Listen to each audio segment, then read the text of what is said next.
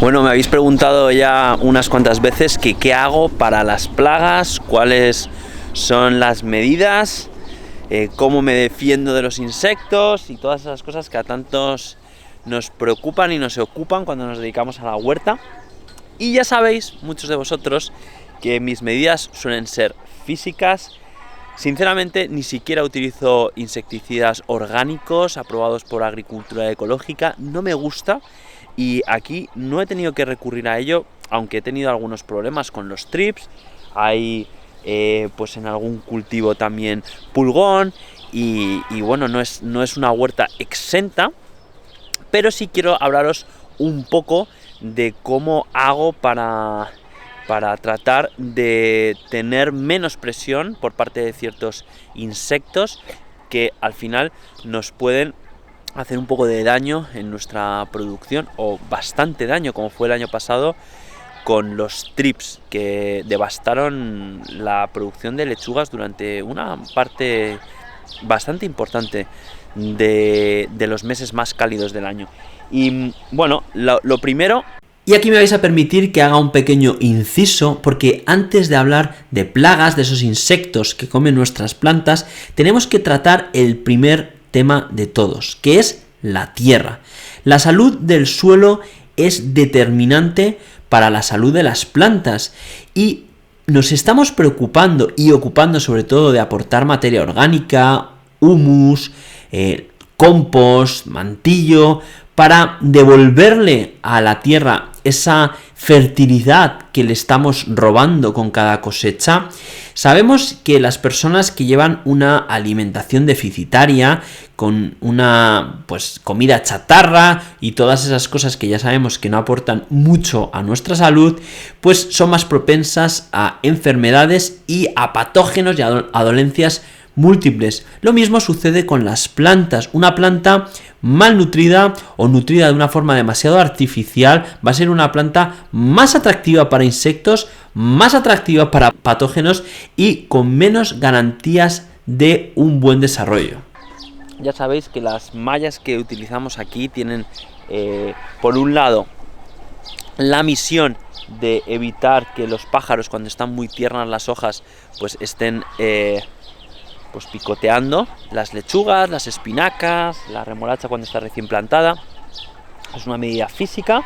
Hay distintos tipos de mallas, unas que tienen pues un gramaje mayor, menor. Esto quiere decir que el tejido puede ser como esta, lo suficientemente ancho cada una de las cuadrículas, pues, como para que puedan entrar aquí pulgones, pulguillas, etcétera, por supuesto los trips. Pero luego tenemos otras mallas, como son estas, que tienen ya, diríamos, que el tejido mucho más tupido. Aquí es más difícil que entre un pulgón, desde luego, y otros muchos insectos que de otra forma... Mirad, aquí vemos un insecto muy pequeño, de hecho, ¿lo veis? Y es muy pequeño, pero no es capaz de entrar dentro. Tenemos la rúcula, aquí, fijaros. Y mirad qué buen aspecto tiene la rúcula, que si no, estaría muy picoteada por la pulga, porque ya estamos casi en junio y ya es tiempo de la pulguilla de la col. Tenemos entonces la malla más tupida, que es la blanca 10×16, que impide la entrada de la pulga. Ahora, desde mayo, finales de mayo hasta finales de agosto, es imprescindible para el cultivo de la rúcula, del kale y de todas estas crucíferas tan apetecidas por esta pulga, por los alticinos. Y después tenemos, como decía, estas que son menos tupidas, que realmente tienen varias funciones. Por un lado, los pájaros, como decía. Por otro lado, pueden servir como sombrero para esos cultivos que son también más sensibles a subirse con las altas temperaturas, como pueden ser las lechugas. Y luego también son mallas que te pueden impedir la entrada de otros insectos más grandes, como pueden ser las mariposas o ciertas moscas, la mariposa de la col o las moscas para la zanahoria. Veis que todos son medidas de evitar que ciertos insectos puedan entrar. Y luego hay otras medidas que estamos ya potenciando este año, que tienen que ver con el control biológico, es decir, vamos a crear espacios, como pueden ser las caléndulas que vemos por aquí, ¿vale? Para, y además las tenemos en distintos puntos de la huerta, ¿veis? Con objeto de crear hábitat para otros insectos que, pues sabemos, son depredadores de los que a nosotros más preocupaciones nos dan, o sí, más daño nos hacen, ¿no? Y no solo estamos con caléndulas, estamos también pues con la lobularia, como veis aquí, lobularia marítima, justamente puesta en la entrada del túnel. Fijaros que aquí vemos el cilantro. El cilantro, que ya hemos cortado varias veces, lo estamos dejando subir a flor. ¿Y por qué no lo quitamos? Bueno, pues porque también queremos que la flor del cilantro haga de atracción para muchos insectos, no solamente polinizadores, que nos van a polinizar aquí los tomates que tenemos, sino que también es sabido que el cilantro es también, reducto para sílfidos y otros insectos que también van a equilibrar las poblaciones de otros insectos que son más dañinos para nosotros. Esto también lo podemos conseguir con otro tipo de flores que seguramente conozcáis, como pueden ser los tajetes que estamos poniendo también aquí entre los tomates. Y aunque aquí hay más cilantro, del cual ya hemos estado cortando y estamos dejando que florezca, no sé si lo vamos a dejar todo, creo que sería un poco demasiado tanta flor de cilantro, pero desde luego sí que vamos a dejar el que hay en este extremo. Entonces tenemos cilantro, tenemos tajetes, tenemos lobularia, tenemos caléndulas que vemos por ahí, y poco a poco es ir incrementando, ir aumentando la diversidad de las plantas que tenemos en la huerta, y de esa forma pues no solamente vamos a poder combatir esos insectos que son más dañinos con medidas físicas, sino también con medidas biológicas, por la propia riqueza y la diversidad de vida que tengamos en la huerta.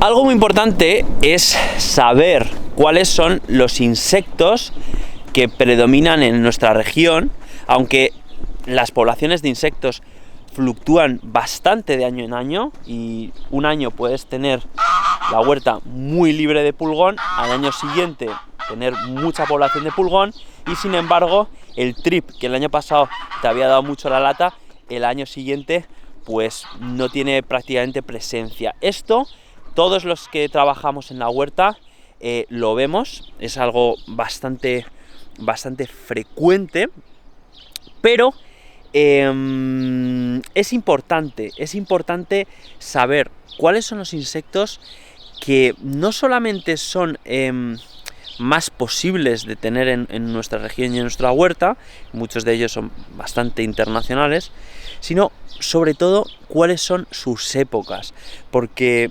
si yo arranco la temporada en febrero ya plantando mostazas, y desde el mes de febrero estoy poniendo la malla blanca que os mostraba, esta malla, donde tenemos aquí rúcula y mizuna, si yo arranco la temporada poniendo esta malla, pues realmente estoy haciendo algo que es innecesario en esa época del año, porque en febrero, marzo, abril todavía los alticinos no están presentes, estarán en un estado, digamos, de hibernación, o a lo mejor un entomólogo me corrige y me dice no están hibernando, simplemente están en un estado X. El caso es que no están presentes en la huerta, al menos como comedores de hojas, y por eso hay que saber que el alticino desde mayo hasta finales de agosto, principios de septiembre, pues va a estar más presente. Y eso tenemos que hacerlo, tenemos que conocerlo con los diferentes insectos que pueden ser potencialmente más dañinos para nuestros cultivos. Conoce bien tus insectos.